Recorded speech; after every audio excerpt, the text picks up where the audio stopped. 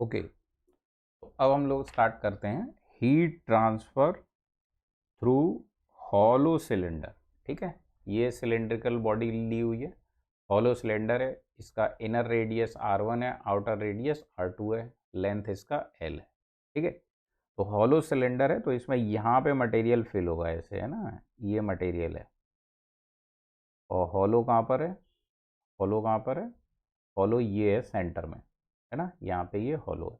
तो ये सिलेंडर है एक्चुअली, समझ पा रहे हैं? ठीक है, तो दिस इज द सिलेंडर और ये सिलेंडर की जो है वो वॉल है। ठीक है, तो इस तरीके से सिलेंडर है, मटेरियल यहाँ यहाँ यहाँ ये भरा हुआ है। ठीक है, सेंटर में ये हॉलो है। क्लियर? अब यहाँ मान लेते हैं कि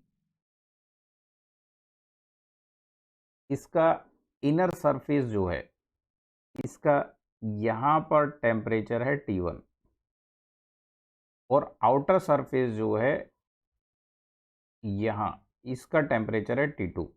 okay, and let us assume that T1 is more than T2, T1 more than T2। तो हमारा हीट फ्लो कहाँ से कहाँ करेगा? जाहिर सी बात है, हीट फ्लो इस तरीके से करेगा, इनसाइड टू आउटसाइड। ठीक, तो ये जो सिलेंडर का वॉल है, ये वॉल है ना, ये वॉल, ये ऐसे कर्ड वॉल है, कर्ड है ये वॉल, इस तरीके से इसका जो कर्ड वॉल है।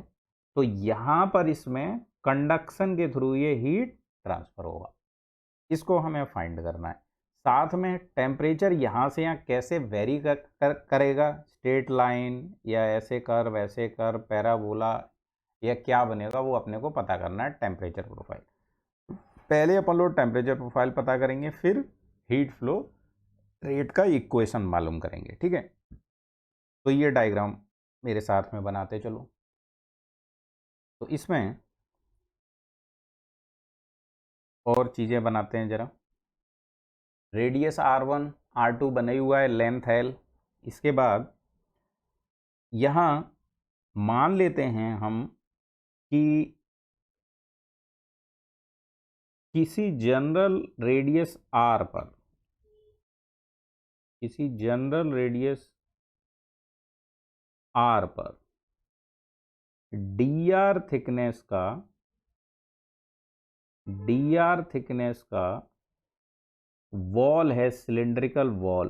तो सिलेंड्रिकल वॉल जो होगी वो अपने को इस तरीके से दिखाई देगी साइड से। ठीक है, एक्चुअली में ये कैसी होगी? इस तरीके से सर्कुलर होगी, इस तरीके से सर्कुलर होगी। अभी देखो कैसे सर्कुलर होगी, लाइक दिस। ये यहाँ पे आया और ये यहाँ पे आया। ओके, यहाँ पे आया और ये इस तरीके से।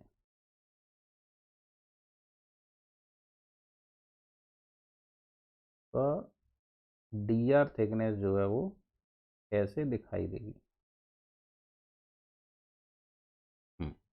बात को समझे कि नहीं समझे? तो यहाँ पर आप आसानी से देख सकते हैं कि जो dr थिकनेस होगी वो इस तरीके से दिखाई देगी। क्लियर हुई बात? dr थिकनेस जो होगी वो इस तरीके से दिखाई देगी। तो r रेडियस पर dr थिकनेस का ये सिलेंडर एलिमेंट्री सिलेंडर मान लिया जाएगा, या एलिमेंट्री सिलेंड्रिकल वॉल मान ली जाएगी। ऊपर से तो बस ये पेरीफेरी दिख रही है, साइड में वो वॉल इस तरीके से होगी, है ना, साइड में वो वॉल जो होगी वो इस तरीके से होगी।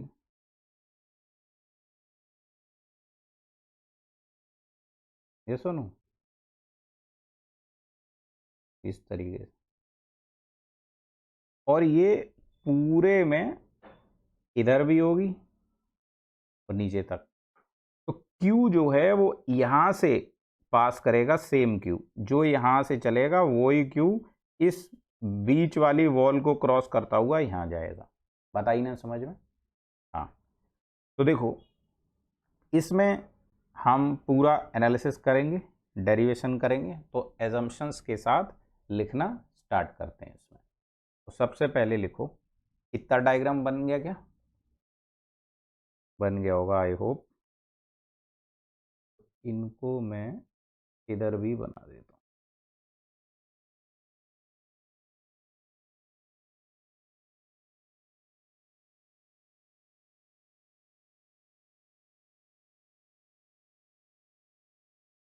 इस तरीके से, ठीक है। अब एजम्पशंस के साथ लिखना स्टार्ट करो। फर्स्ट ऑफ ऑल एजम्पशंस हमारे क्या क्या हैं?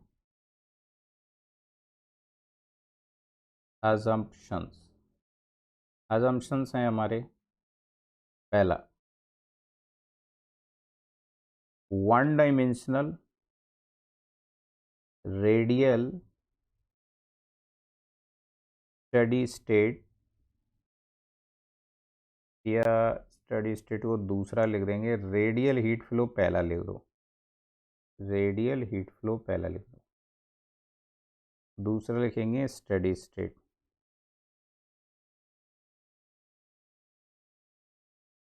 तीसरा लिखेंगे iso homogeneous and isotropic material.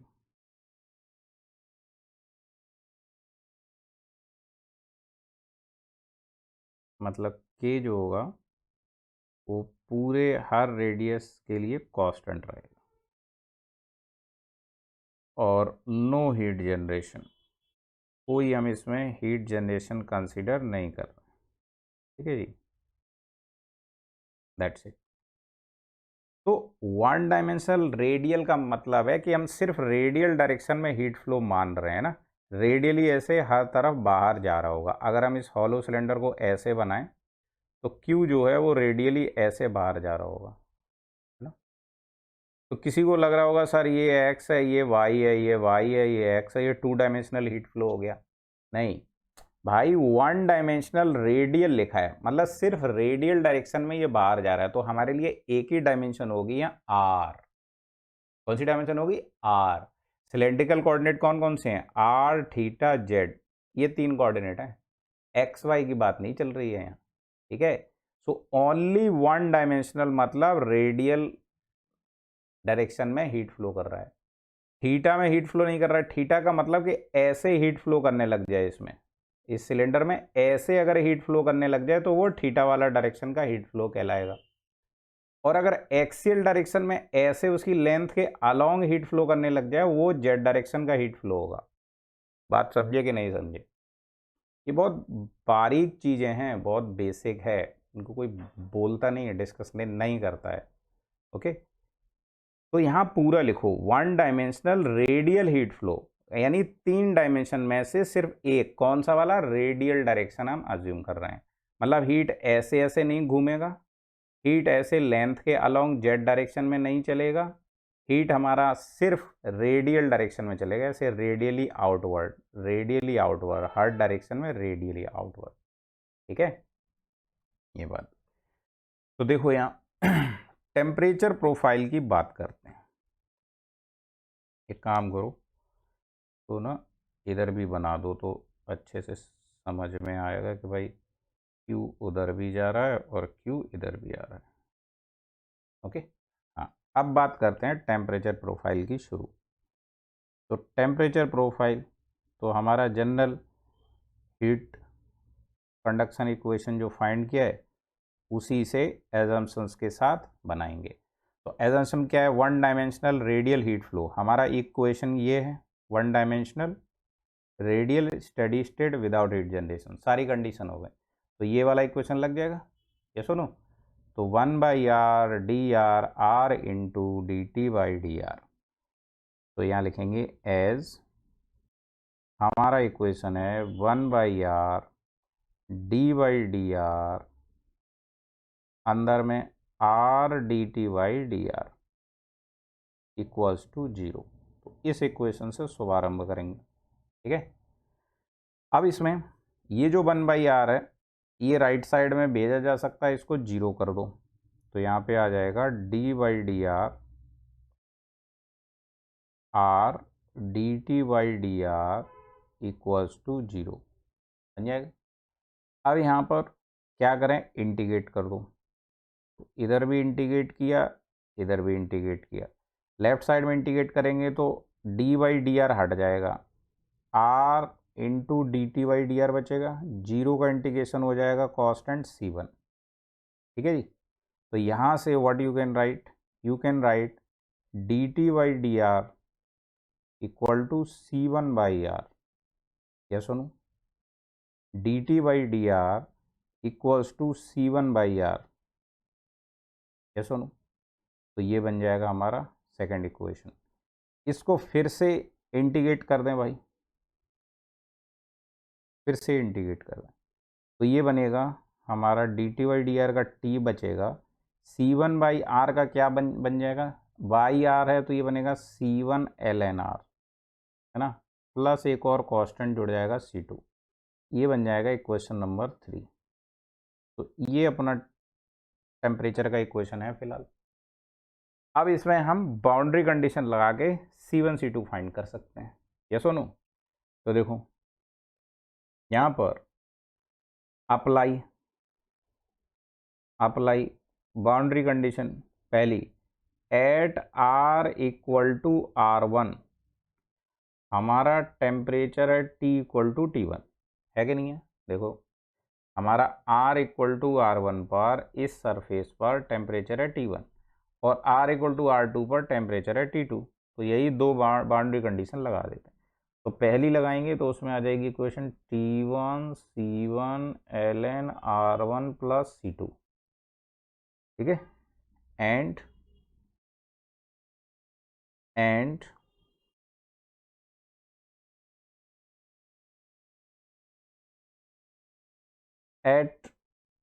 r equal to r2 t equal to T2। तो इक्वेशन बनेगा T2 equal to C1 ln r2 plus C2। Yes और नो। 5 इक्वेशन। अब ये 4 और 5 को सॉल्व कर सकते क्या, 4 और 5 को सॉल्व कर सकते क्या अपन, बिल्कुल कर सकते हैं। तो यहाँ पे लिखो इक्वेशन 5 माइनस 4 कर दो, 5 माइनस 4। तो देखो लेफ्ट में आ जाएगा T2 minus T1 equal to C1 common हो जाएगा ln r2 minus ln r1 और C2 कैंसिल हो जाएगा और ये C1 ln r2 by r1 बन जाएगा। यह सुनो, तो इसलिए यहाँ से C1 का वैल्यू आ जाएगा T2 minus T1 upon ln r2 by r1। बात समझ आई। तो ये अपना C1 का वैल्यू हो गया। पुट इन 4 एंड गेट, इसको 4 में पुट कर दो, put in 4 and gate C2 का वैल्यू मिल जाएगा। C2 का वैल्यू जब सॉल्व करोगे तो ये आएगा T1 minus T2 minus T1, solve कर लेना आप लोग, upon ln r2 by r1 into ln r1, ये वैल्यू मिलेगा C2 का।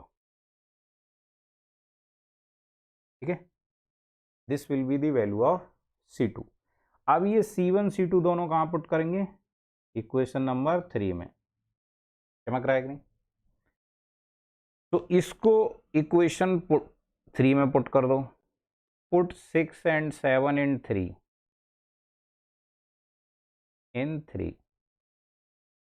and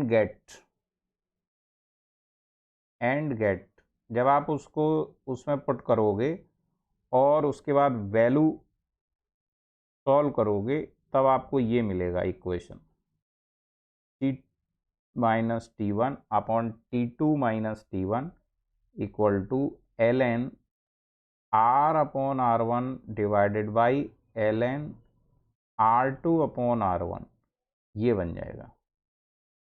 तो एक्चुअली ये आपका टेम्परेचर प्रोफाइल का इक्वेशन हो जाएगा। तो this is actually temperature profile, और ये ln के टर्म में, ठीक है। तो यहाँ लिखेंगे लॉगरिथमिक टेम्परेचर प्रोफाइल। कैसा? लॉगरिथमिक टेम्परेचर प्रोफाइल, ठीक है। तो लॉगरिथमिक टेम्परेचर प्रोफाइल, इसको जब हम ड्रॉ करते हैं ना, तो हमें इस तरीके से मिलता है। देखो, हम जब यहाँ बनाते हैं ना कोई कर्व, तो हम इतना प्रेसाइज नहीं बना सकते कि वो अपने को पैराबोला और ये सब समझ आए। हम सिंपली इस तरीके से बना देंगे, T1 से ऐसे डिक्रीज होते होते T2 पे आ रहा होगा। तो ये अपना लॉगरिथमिक वेरिएशन हो गया। तो यहाँ बताने के लिए हमें लिखना पड़ेगा, ऐसे दिखाई तो नहीं दे रहा ना ये कि ये लॉगरिथमिक है, तो यहाँ लिखना पड़ेगा लॉगरिथमिक वेरिएशन, ठीक है। तो लॉगरिथमिक है ये,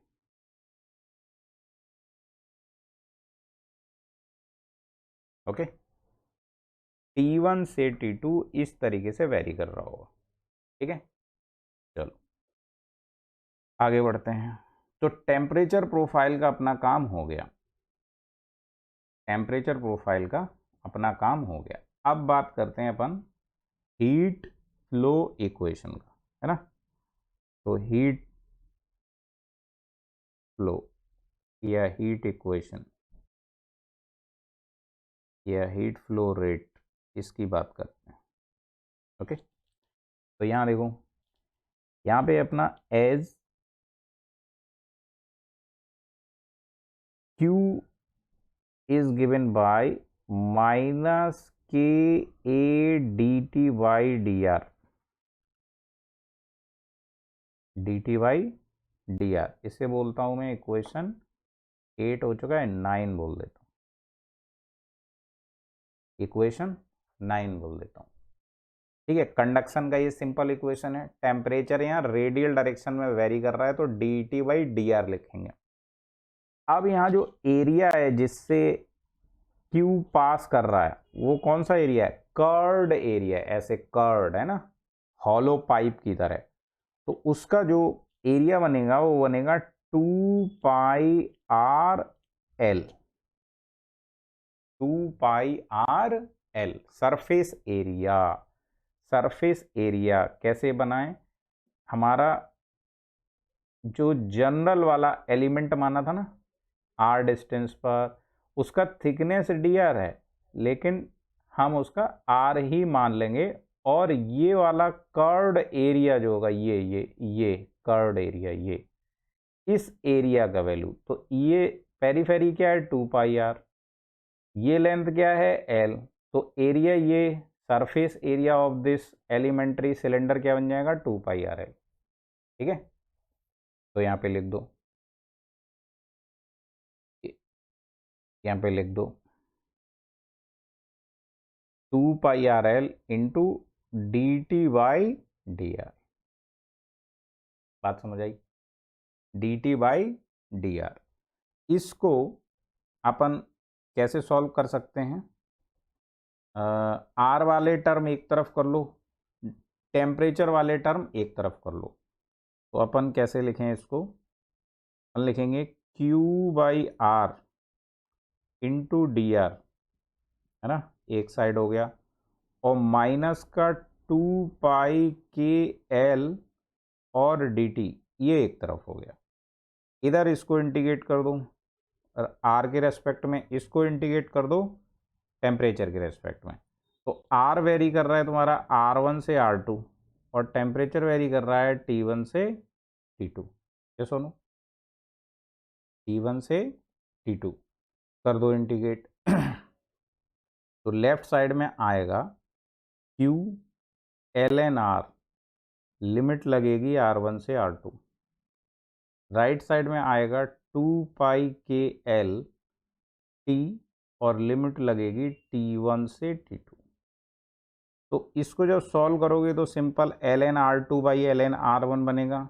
तो मैं डायरेक्ट लिख देता हूँ R2/R1 लिख सकते हैं ना इस तरह, अभी किया था पिछले स्टेप में। और ये बन जाएगा 2πKL T2 minus T1 for the point non. ठीक है, तो यहां से what you can right, you can write Q equals to minus K minus K into 2 pi L upon ln R2 by R1 into T2 minus T1, ये लिखेंगे, yes और no. तो इसको कैसे और लिखा जा सकता है, इसको आप लिख सकते हैं प्लस में T1 minus T2 divided by ln R2 by R1 divided by 2πKL। इस तरह लिख सकते हैं कि नहीं बोलो, इस तरह लिख सकते हैं कि नहीं बोलो। अब यहां पर इसको अगर हम कंपेयर करें T1 minus T2 divided by R thermal से, तो क्या ये इतना टर्म इस सिलेंडर का थर्मल रेजिस्टेंस बन जाएगा कि नहीं बोलो, क्या ये इसका थर्मल रेजिस्टेंस बन जाएगा कि नहीं, है कि नहीं?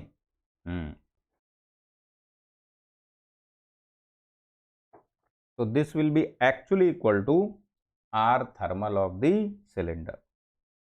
इसको इक्वेशन के फॉर्म में लिख दो, और Q equals to T1 minus T2 divided by ln R2 by R1 divided by 2πKL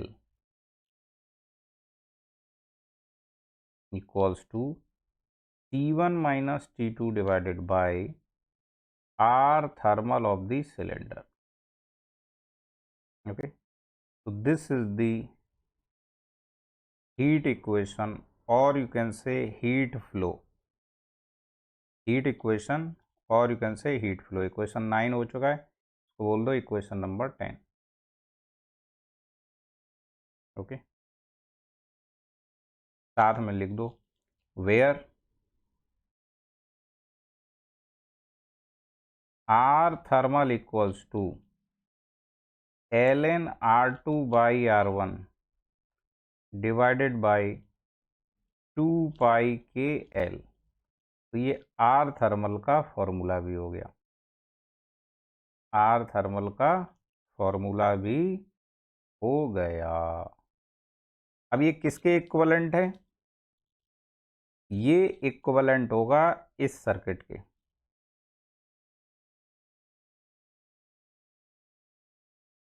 ऐसे इधर है टेम्परेचर T1, इधर है टेम्परेचर T2, और यहाँ हीट अपना फ्लो कर रहा है, ये सुनो, और ये है अपना आर थर्मल। ठीक है, तो R thermal will be equal to this much for hollow cylinder. ठीक है, फॉर हॉलो सिलेंडर।